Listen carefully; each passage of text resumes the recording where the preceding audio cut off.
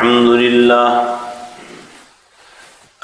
لله نحمده ونستعينه ونستغفره ونعوذ بالله من شرور أنفسنا وسيئات أعمالنا من يهده الله فلا مضل له ومن يضلل فلا هادي له وأشهد أن لا إله إلا الله وحده لا شريك له وأشهد أن محمدا عبده ورسوله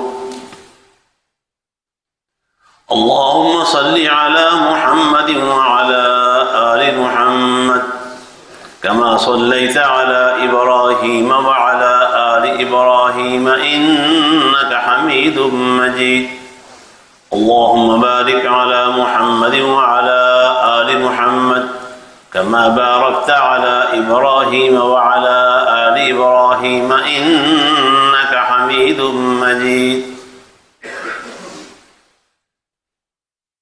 دینی مدارس کا تعلیمی سال ختم ہو رہا ہے، بس تقریباً 2 مہینے رہ گئے، امتحانات پہ چھٹیاں اور اس کے بعد پھر رمضان اور نئے داخلے۔ تو ہمیں مدارس کی اس طرح کی سرگرمیوں سے دلچسپی لیتے رہنا چاہیے، اور وہاں کی جیسے کہ آپ کی مسجد میں بھی ایک چھوٹا سا کام جاری ہے، تو اس کے ساتھ اس کی ضروریات میں دلچسپی لیتے رہنا چاہیے، اس کے ساتھ اپنے تعلق کا اظہار کرتے رہنا چاہیے۔ طالب علم جہاں الحمدللہ رہتے ہیں ان کا کھانا پکتا ہے، کھانے جو نبی علیہ السلام کا مدینے میں پہنچ کر خطاب تھا، ابتدائی خطاب اس میں یہ تھا اطعموا الطعام، کھانے کھلایا کرو۔ جو اللہ کے پسندیدہ بندے ہیں ان کے بارے میں قرآن میں ذکر آتا ہے کہ یطعمون الطعام علی حبہ، وہ کھانے کھلاتے ہیں اللہ کی محبت حاصل کرنے کے لیے، اس سے اللہ کی محبت حاصل ہوتی ہے۔ اور بھی اس طرح کام باقی ضروریات، اساتذہ کے وظائف ہیں، وہ وظائف آپ کسی عام ضرورت مند پر خرچ کرتے ہیں، وہ ایک عام ضرورت مند ہوگا، وہ بھی انشاءاللہ نیکی کا کام۔ لیکن جو قرآن حدیث پڑھا رہے ہیں دن رات مہینے بعد، ان کی ضروریات کی کفالت کرنا، یہ آپ کے لیے انشاءاللہ زیادہ کار خیر ہوگا اللہ کے فضل و کرم کے ساتھ۔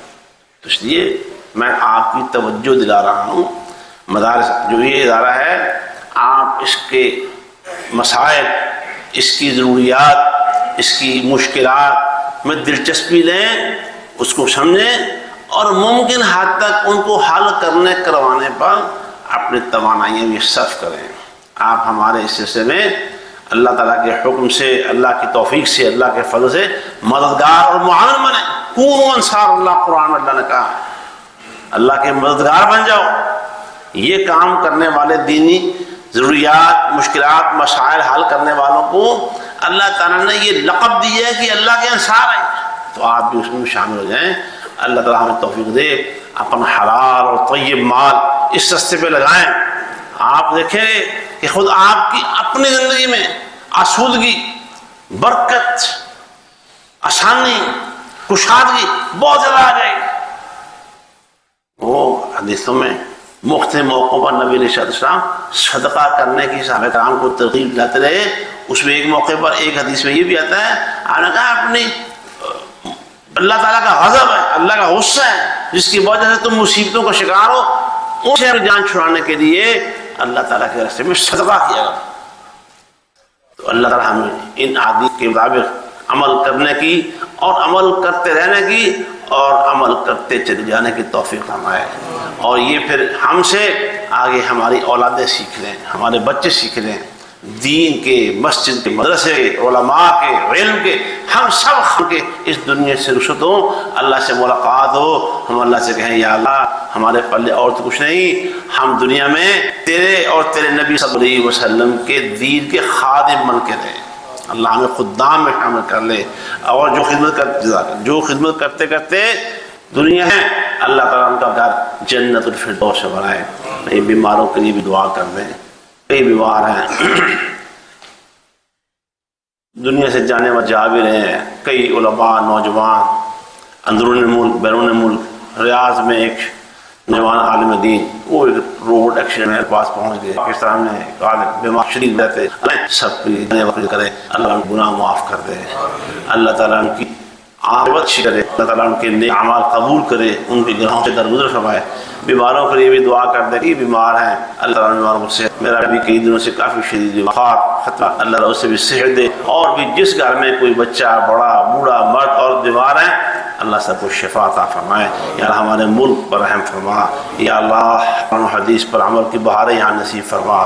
یا اللہ ہماری بے عملی ہماری لاپرواہی اے اللہ ہمارے گناہوں کی سزا یہ مل رہی ہے کہ ایسے ایسے حکمران یا اللہ کہ ہم ان کی باتیں کر کے شرمسار ہوتے ہیں ان کے رویوں سے.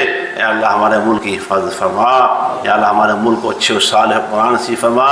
یا اللہ جو ملک کے دشمن ہیں صفوں کے اندر گھسے ہوئے ہیں بیرون ملک ہیں اندرون ملک ہیں یا اللہ سب کو تباہ و برباد فرما. اور یا اللہ اس ملک کی حفاظت فرما. یہ ہم نے لا الہ الا اللہ محمد رسول اللہ کے لیے حاصل کیا تھا اور یہ اسی کے لیے یہ ملک ہے. یا اللہ اس رستے کی طرف صبر کرنے کی توفیق عطا فرما. سبحان ربک رب العزة عما یصفون وسلام علی المرسلین والحمد للہ رب العالمین.